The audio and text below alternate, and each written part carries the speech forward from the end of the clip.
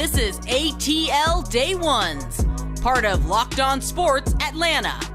And it starts now.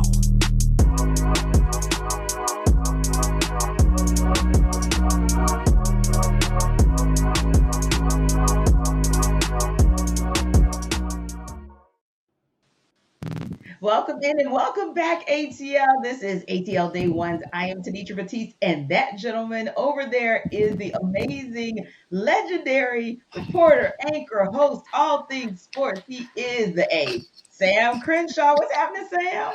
Great to be back with you. Always great to be back with you, Tenitra. And a lot has gone on since the last time we talked on Friday. I know, man, sports just never, ever quits no matter what. Even if you get a day off like we had yesterday, sports never takes a day off at all. And thankfully, the Braves don't take a day off these days in a good way, So we'll talk a little bit of Braves today, kind of recap how the series against the Cardinals started on Monday night. Also, we'll go into a deep dive of the Braves a little bit later, kind of looking at this first half of the season now that we've gotten through the first 81 games. Also, some good things. That's, of course, up in Cobb County, but some good things coming from the South Side as well that we'll talk about today. And also, there is some good information that we can share, kind of tidbits and nuggets here and there from Sam Crenshaw, an insider for a sport that we all know and love and want to talk about the possibilities of what that sport is doing in an amazing way nationwide, but also maybe how it's going to touch us here in Atlanta. So that's just a little bit of the tease about what's coming up, but let's go ahead and get you started right now. Braves, Cardinals, Sam, the Braves are back home for quite a long homestand when you think about it, going into that all-star break, if you will. 10-game homestand starting with a 4-game series versus the Cardinals. They teed that up last night in Cobb County, at least tried to tee that up. Yeah, how about that? 2 hour and 37-minute rain delay. Crazy, right? Crazy rain delay. It has happened before on the 4th of July. That's something Yeah. rather historic with this team. But it happened last night. I think they finished a little short of 1:30 in the morning. Yeah. Got there, but the Braves did get the win to start the series. I don't know how much of the crowd was able to stay around, for it. But I mean, it's always packed. The 4th of July and the Braves. The Cardinals, a team that always seems to be Yes. in the conversation, Right there. always. Mhm. So they come in and the Braves are able to get a big lead. The problem is your starting pitcher couldn't get the win. And that's Right. what we And want we'll to get. talk about that. Yeah. Yeah, You hate that for Kyle, right? Because there he was sitting on the cusp of getting a double-digit wins for the season, and he'd only given up that one run, and everything's going great. And then all of a sudden you get to the 5th inning and you've got to put everything on pause. And that also put his 10th win of the season on pause. So it's kind of disappointing there. I believe Darren O'Day ends up getting the win last night. 6-3, of course, like you said, was the final. But the encouraging thing was the fact that the Braves got out to a 6-0 lead, and they were able to maintain that lead thanks to the bullpen at least being solid. It was a little bit tough seeing them give up a couple runs. Cardinals kind of made it scary there for a moment, And like you said, another good team. So we're still talking about quality wins that the Braves are getting, because both of these teams are right there in the thick of things as far as the wild card race is concerned as we get to the midpoint. But yeah, and another crazy good night for Dansby Swanson, another multi-hit night for him. I believe it's 15th of the season, dating back to in the last 15 games. It's been crazy, right? How many he's had, and that dates back to June 19th. So again, you look at it, it definitely is a different player, arguably every single night, who gets it done for the Braves. But maybe the most consistent of those is Dansby. He has been the most consistent lately, and that is the beauty of the Braves batting order. Yes. On any given night, it could be any of them that will come out and just have a night like that. And you talk about Kyle Wright once again, they've given him run support.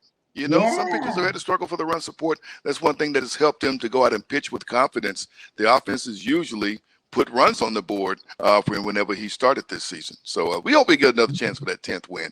He gets that 10th win. It's going to be hard to turn him down for the All-Star game. And so that's what it was.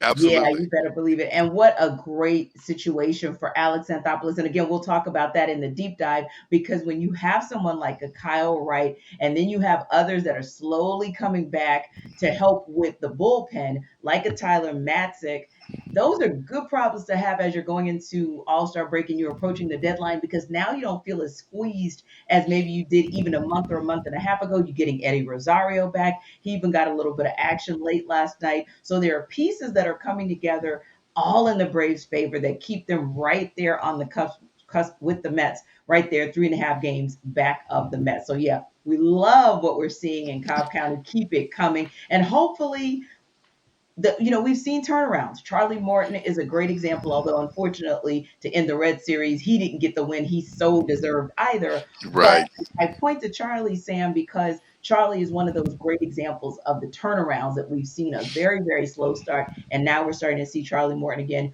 We certainly hope, especially after giving up multiple runs, double-digit runs in just the last two starts, you hope that you get a better night from Ian Anderson tonight. Yeah, we definitely want to see him go out and do well. And hopefully, if they get some runs for him like they did last night, that would be a good thing and give him some confidence to go out there and freely just go out and pitch his best. Let's see if he can get that win tonight. That would be big, a big confidence builder for him. Absolutely. At this time of the season, maybe gets one or two more starts before the All-Star break. But this would be a great way to go to it by getting a win over a really good St. Louis team tonight. Exactly. And you want to talk about confidence and you want to talk about building that confidence and how you build it. It's when you have quality wins at home, whether we're talking Braves up at Truist Park or whether we are talking Dream over on the South Side at Gateway Center Arena. They got a great win Sunday. I had an opportunity to get to my first game in a few weeks, their first home game, but they've been out on the road for a minute as well. Right, And they've been so on the road. so when you have the kind of success that they have, especially not just playing in front of that home crowd, but also a crowd that had a decent amount. I won't say a great amount because the Dream fans represented as well, but a good amount of fans, decent amount of fans there for Sue Bird, of course, she of the Seattle Storm, also a former teammate of Coach Tenitra Wright's. So that was quite an emotional day, and yet the Dream were able to get a win over the Storm Sunday, and they did it with a combination of what they're getting out of Cheyenne Carter, but also, of course, Ryan Howard. And we found out just today that she is the Rookie of the Month for the second straight month. The accolade is the fifth of her debut season because, of course, she's been named Rookie of the Week a couple times. Now she's also been named to the All-Star team as a reserve. And it's just been crazy what she's been able to do just in this month. 14.3 points, 2.7 rebounds, just an absolute beast out there for the Dream, and having them also on the cusp of besting themselves right here at the midpoint of the season. They're looking like they're going to best their win record from last season. You know what, Tenitra, when they made the move to be able to draft her with that top pick, you had an idea they were going to get someone who's going to be good, maybe come in and be a contributor right away and do some good things. You didn't know she was going to come in and do the stuff that she's doing for this team, because that's right. I mean, right from the start, and she fits right in, and she's doing it like she's been here before.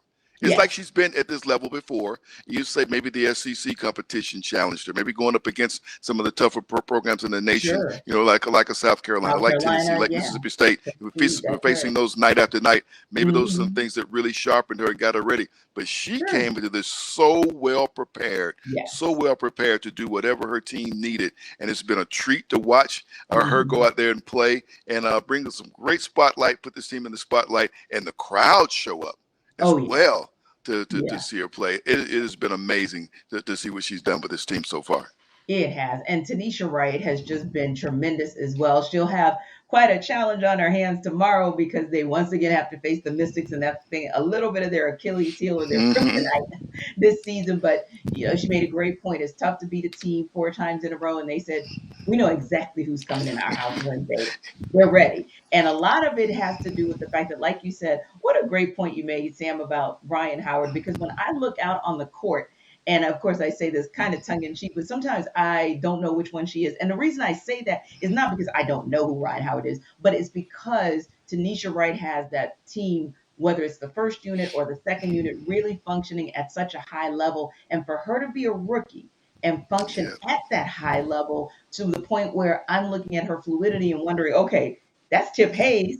That's that's the vet that has finally returned to the team. And she's just back, right? And that's Cheyenne Parker. I said Carter earlier, forgive me for that, but that's Cheyenne Parker, and she is just amazing, really leading the team. And always on the cusp, if not getting a double-double each and every night. And I'm going, wow, Ryan just fits right in there with them. So it's just good to see that that team is exciting. Like you said, there's a good product that they're putting on the floor out there on the South Side. Now, listen, we don't often like to leave you guys on a sad note, but sometimes it's just good for us to kind of close the chapter on something, or at least bring some closure when we can. And we all know Demaryius Thomas was beloved here from his days at Georgia Tech, and most of us watched him right on into his Super Bowl days and supported him for his decade-long career in the NFL, knew about his positive exploits on and off the field. So it was devastating for the local and the national sports community, his untimely passing back on December 9th at just the age of 34. Well, Boston University was given approval by his family to examine his brain, and they did find CTE. Now, granted, the local coroner has still not released a cause of death. There is still some concern that maybe a car accident that he had in 2019 is the culprit. But once again, we find out at least somewhat that that CTE is still indeed. You hate it when you see deaths in our retired players and they're dying in their young age, at a young age. But you always think to yourself, wow, did CTE play a part in it? It appears that might be the way here for Bebe. Yeah, unfortunately, when it was timely passing of an ex NFL player, that's one of the things that kind of comes to mind, and it's having this Yeah. effect on the game at all levels, because it's got some Mhm. parents, sending the kids away from the sport. But man, maybe Thomas was just a tremendous story for us to cover here. For those who knew his Mhm. background, what he knew, Yeah, what he had to overcome from sure. his home, you know what I mean, with his mother and grandmother being, in the trouble that they were in. Mhm. He almost went through his whole career, and his mother didn't get a chance to come and see him play a game. Yeah. Right up until she was pardoned by President Obama, she was able to get to go and see him play in the Super Bowl. And even at that time, he went out and just went about his business. Just Yes. went about the things he was doing at Georgia Tech, and going into the professional ranks, and everyone's so very proud of him. And so, to call it a career, to be saluted by the people there with the team he played at Denver, and then to have in retirement not be able to enjoy their retirement. And Yeah. that's the thing that really broke everybody's heart with his Mhm. passing. And now you hope that his family does get some form of peace Sure. with what we have today. But it's also a cautionary tale Mhm. for the sport. And football has worked very hard and diligently in recent years Mhm. to make the game safer and to keep those type things away. Yeah. Once the news got out that some players suffer with it, so there's things to be learned, but also things to be admired Sure. about his legacy and what Yeah. he was able to do. And I think when we think about that, that still makes us smile. It does. It does. And that's why I have this smile on my face, because I enjoyed watching him in his run, his play for the Broncos, and every now and again hearing some of the great things that he did off the field as well. So we do know that while he's not here with us physically, that his legacy and everyone that he touched certainly does live on in what he was able to bring in just 34 short years. So Yeah, again, yeah, yeah. prayers We're to always amazed that that guy got to the National Football League as a receiver, because Georgia Tech ran an offense well only threw the ball about 5 times a game, and so but you had to catch it. If they threw the ball, you had to catch right. it, and, But and, and like that's the our thing. Right, like my friend Hugh always says, our friend Hugh Douglas always says, if you're good, they will find you. And They speaking of will. if you are good, they will find you. Folks are figuring out the Braves are still good. You can find them right there in Truist Park showing you everything that they are still good at. So when we come back, we're going to do a deep dive and kind of talk about what we saw in the first half and what we look forward to seeing in the second half on the Braves when we come back on the other side. It's ATL Day Ones.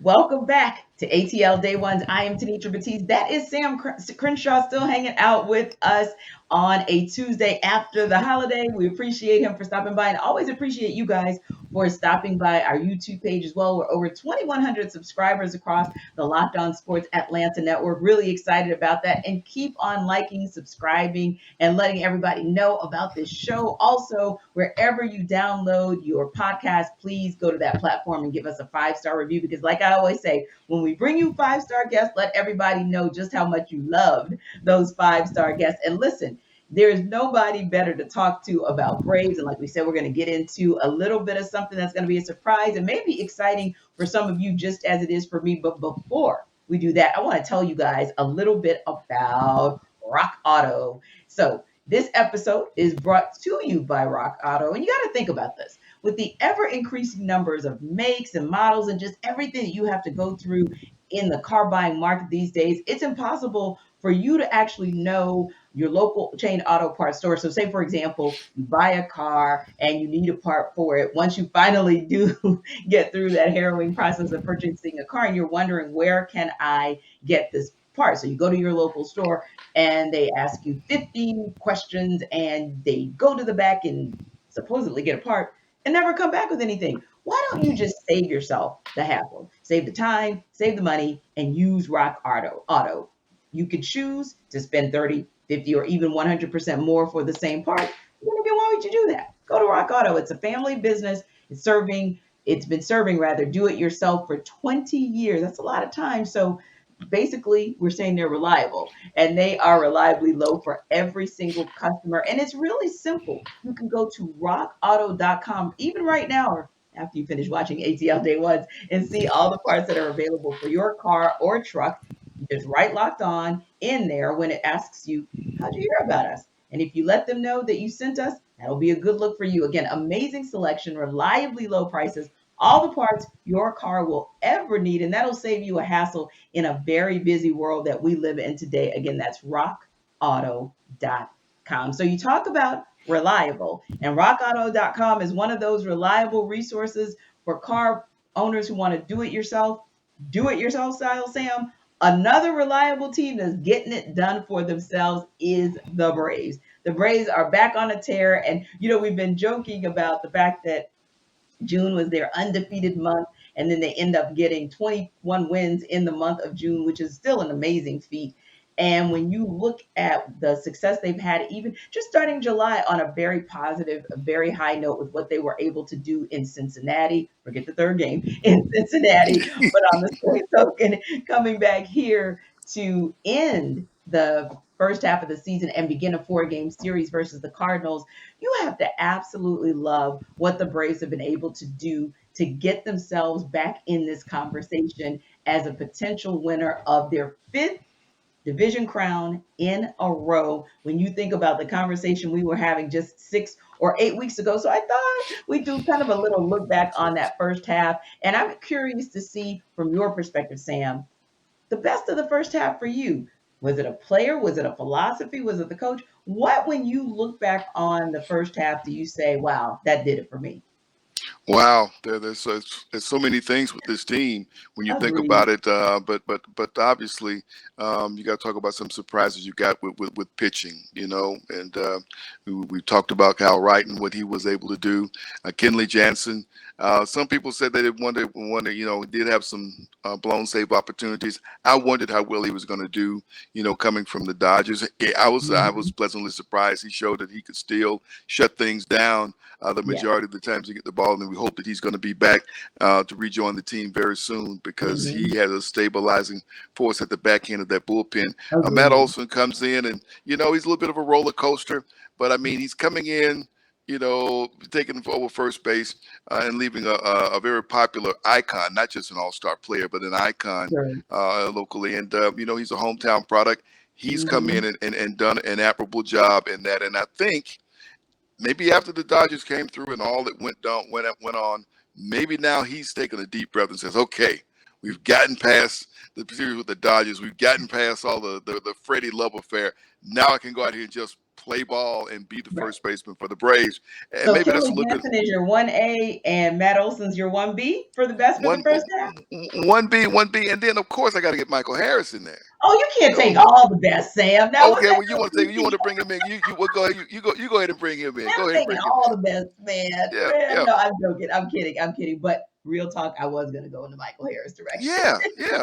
Because, are you as amazed as I am as how much he's able to do in a really short period of time? Oh man, Sam, this is one of those where, okay, yeah, it's an eye opener when you hear somebody called up from AA. But on the same token, if you have been watching anything or listening to anything he had been doing, listening about him, because we'd be getting these reports about how amazing he was in AA. But then for someone to be so young and to come in and look like a veteran. I mean, what Michael Harris is able to do at the plate, what Michael Harris has been able to do, and honestly, every night I don't know which Michael Harris is going to be better, the one out in the outfield or the one at the plate. But he never disappoints. I do know that, and it's amazing because you see prospects all the time, right? And for the Braves, they've got an embarrassment of riches back to back because you look at a Ronald Acuna Jr. as well being called up. You look at an Austin Riley who's being called up as well, and really seeing that their farm system really develops players into something special. But yeah, Michael Harris, for me, it's like you said, I would call him my first half 1A. And since we're going 1A, 1B, I got to give Kyle Wright a little 1B shout out, right? There you go. Because There you go. There you go. Who knew? I mean, who knew we would be having this conversation about Max Fried and Kyle Wright at the through the first half of the season? Now, we got to be fair. We can't act like it's been all skipping in the tulips for the Braves. It's been rough. It was really rough for Braves country for a great portion of the first half. So there were some lumps and bumps that we had to take. What was the toughest part or the worst part for you of getting through that first half of this season? Wow, the toughest part was leaving people on base. Once they finally getting hits with guys in scoring position, because remember early in the season everybody was getting solo home runs. All the home runs seemed like there was solo. There was nobody there, and people were on base. They had trouble converting, and I think that's one of the things this team really struggled with. But like you said before, this batting order is so talented, and once things got going, we talk about where Dansby Swanson is now. Ozzie Albies is out right now, but he was one of the guys whose bats got going. Austin Riley, obviously, what he's doing, and that's the thing that really helped once guys got on base. Drives came in, and we got to talk about the productivity from the catching position, because both the backstops have been doing a great job there. So that was the one thing that bothered, untimely hitting, and then the play out in left field. They kind of bothered a bit too. We got to spending a lot of money out there. Marcell Ozuna, when he's got his bat going, and that's another thing. His bat was hit and miss. That's going, but in left field, it still tends to be a little bit of a liability. I hope he's seemed like with a DH spot.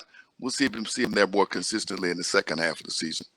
Yeah, it'll be interesting to see how that goes because, like you said, he's gotten a little more consistent, but you can't overlook what he wasn't able to do in the outfield. And yes, the logical position to put him in would be DH, but then that gives you the conundrum of what you do with William Contreras, because if he's catching every other day, then what do you do on the days when he's not catching? And you've got the dilemma of, okay, I want to put him in at the DH because that's certainly a spot where he can be successful. Well, I want a 1A and 1B us on the worst of the first half. And I hate to say it because they're doing so well, but we got to be real about it. And I would say going back to the bullpen, that's been a tough up and down. And granted, I do want to preface by saying some of the middle relief situation has been because of injuries like a Tyler Matzik going down. And then you've got to shuffle the deck to figure out, okay, wait, where's AJ Minter supposed to go, right? And Will Smith, are you going to be goodwill or bad will today? And then you lose Kenley Jansen, so your closer is out. You just didn't know. So the bullpen for me was probably the disappointing part of the worst half. And I would say too, kind of disappointing / shocking would be the regression of Ian Anderson. I still wonder, low key, Sam, if something is not physically wrong there. And then, of course, you had mentioned it about getting your confidence back. There may be a mental component that's now come into play with him as well, because after a while, after you start giving up runs where after 2 games, you're now into the double digits, that does start to just really kind of play with your psyche. But ultimately speaking, that's kind of been the disappointment and the head scratcher for me for the first half. But for the Braves, that is. Now, what's not a head scratcher and never a disappointment is betonline.net. That's the number one source, Sam, for all betting needs and sports info. You can literally find all of the latest sports developments, league reviews, and news, including things like Major League Baseball and maybe who is going to be in the driver's seat at the All-Star break or who is going to ultimately win the NL East, or maybe if Atlanta will revisit expanding itself as a sports community. Those are the types of things you can find on BetOnline. It's the continued source for all your sports wagering info, live betting, esports, scores, and it's really just the best spot even for all your sports, scores, podcasts, news this season. I can't tell you how great that website is just for being kind of that all-encompassing, fast, easy way to check on all of these things. So again, Just go to betonline.net. That's where the game starts for you. After you watch our show today, why don't you go to that website, check it out, use your mobile device or use your laptop or whatever device you choose so that you can get more information for all of your betting needs. Because I tell you, you bet on the Braves, it's not going to be a bad look for you. I think it's going to be a good look for you in that second half. And when we come back in For the Culture, we're going to talk about something where there's a league out there that's not just showing it, but they're not just talking about it, they're being about it. It's a show and prove situation we'll talk about on the other side. It's ATL Day Ones.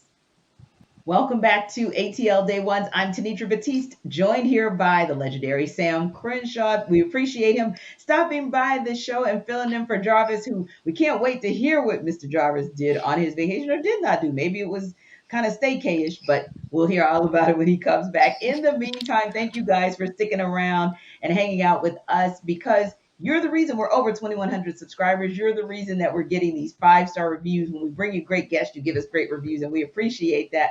But you are also the reason that there is an opportunity for us to talk a little bit about Coffee AM. Why? Because Coffee AM is what we bring to you, and hopefully you'll bring Coffee AM to your tables at home. Now, I got to tell you, when it said Coffee AM, at first I thought, oh dear, I don't drink coffee, right?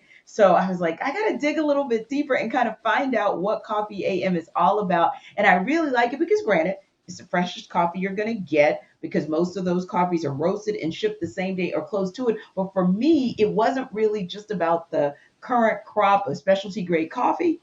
It's about the tea. I actually love flavored tea. I love hot tea. And if it's organic, fair trade, direct trade, expertly crafted blends, whatever it is, gourmet teas, I am here for it. So it's roasting right here in your backyard because it is produced locally. You want to find out more about it, just go to coffeeam.com/locked on today. Take a look at their full menu of coffees, teas, and gift sets. So maybe Christmas in July, they can get you something if you're into that. That's coffeeam.com/locked on. You can use the coupon code locked on at checkout to get 15% off on your first order. Again, of coffees, teas, and gift sets. So Coffee AM is the best small batch coffee roaster in America. And if you're like me, I am waiting with bated breath for my package because I can't wait to check out also their gourmet tea. So when you talk about a wait and being patient, but you talk about a good delivery, it's the NHL. The NHL has named, as of today,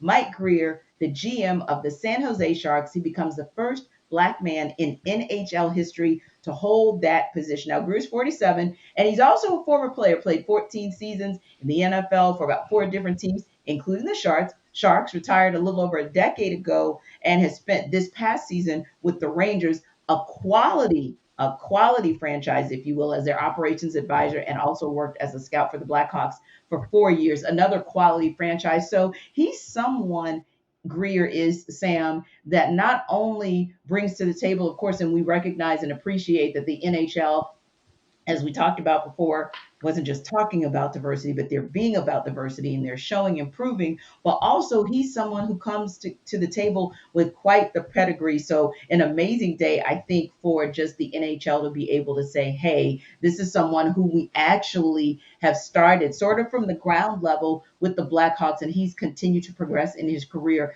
And now he'll have the opportunity to lead the Sharks franchise.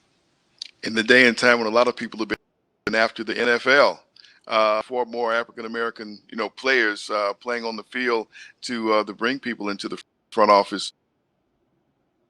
Absolutely, yes. Mike Grier comes in. The thing I think is for more also about Michael Grier, he is an American-born NHL player. He's from Detroit. A lot of people call Detroit Hockey Town, and it's because everybody has an opportunity to play hockey in Detroit, and he is a product of the inner city system, playing hockey in that city. Attended Boston University, played on a very fine college team there. This is a big deal for the National Hockey League to have not only a former Black player but an African American player be a general manager for their league today. So congratulations and salute to Mike Grier. Now, I was tipped off that this was coming a couple of days ago when I talked with one of his contemporaries who lives here in the Atlanta area.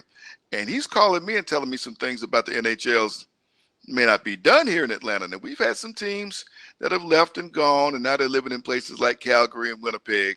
But he's told me, and I'm going to give his name, but he's someone who's a player contemporary and lives here in town and shows up on TNT. Now, that's all I need to tell you. Right. But he is in contact with Gary Bettman, and Gary Bettman still likes the Atlanta market. He's right now kind of surveying places that might be a good place to build an arena. And I was looking to use one that's already in place. And so we're going to listen and see what direction is going in. But the NHL, I think they've seen what MLS did here. They maybe embarrassed them a little bit. And MLS came in here, was a smash hit. And the NHL has been here twice, and the teams have left. I miss the NHL. It's a great product. It's fast. It's physical. And I've yet to take anybody to a hockey game with me to went there and say, you know what? I'll go back to see that again. Because, it's one of those sports that TV sometimes can't do it justice. You go and see it in person. You love it. So I love to see it come back. Absolutely. And I want to go back to, because I agree with you, I want to co-sign on that, but I want to go back real quick to Mike Grier as well. And I think about some of the leagues that have talked about diversity, right?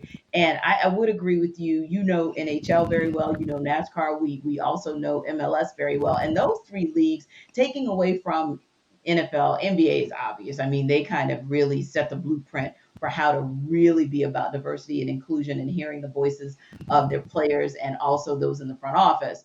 MLB kind of has a ways to go. They got to find their way, but they're trying to get there. But NHL, I feel like this is a very, very good move that is similar to what MLS is committed to doing. But also quickly, you mentioned, and we kind of talked about it offline, this kind of goes along the lines with NASCAR as well, who has really put a concerted effort forth to try to evolve themselves in the diversity space. As they come to town this week for their second race of the year. Tenitra, if you went out there, I was out there for the spring race. I'm walking behind Bubba Wallace Pitts. They could have been shooting episode of Soul Train. There's so many folk out there. People don't realize they're out there, but right now NASCAR has more owners on team owned by people of color than all the other sports leagues combined. Yeah. You think about that with the addition of Pitbull, Michael Jordan, Money Mayweather, people who come in as owners in NASCAR. And right now, NASCAR has more people of color owning teams than baseball, football, basketball, hockey combined. Yes, and it looks like they're trying to go in that same direction, right, Sam? Right. Absolutely. So I just love diversity. NASCAR, they raced in St. Louis a couple of weeks ago on a track that is co-owned by a black billionaire. The Nashville race a couple of weeks ago, that track is managed by an African-American. And for the head of diversity and inclusion for NASCAR is a Clark Atlanta graduate. They're doing the things they said they were going to do. And, and our opening act, our pre-race concert, this Sunday's going to be Flo Rida. Crazy, absolutely crazy. So we'll love to see it. Right. But we love to see, we love seeing Sam here as well. Thank you so much, Sam, for dropping by. We appreciate you. And we sure hope we get to see some NHL, some hockey going on here. And we talk about diversity. This city is diversity. This is Chocolate City #2. So bring hockey back to the A. We'd love to see it. And listen, we love to see you guys tomorrow when we hope we are talking about another dub with the Braves, that they are starting the second half of the season on a positive note. We'll do a preview of the Dream. We hope we can bring you some information and some additional intel about what's going on in the NBA, because you know what? Free agency frenzy is still a thing. Thank you guys so much for dropping by to see us here on ATL Day Ones. This is your first stop on Locked On Sports Atlanta, our network. And then your second stop, check out A to Z with Mark Zeno. He brings the noise as well. You guys be safe out there, and we will see you tomorrow.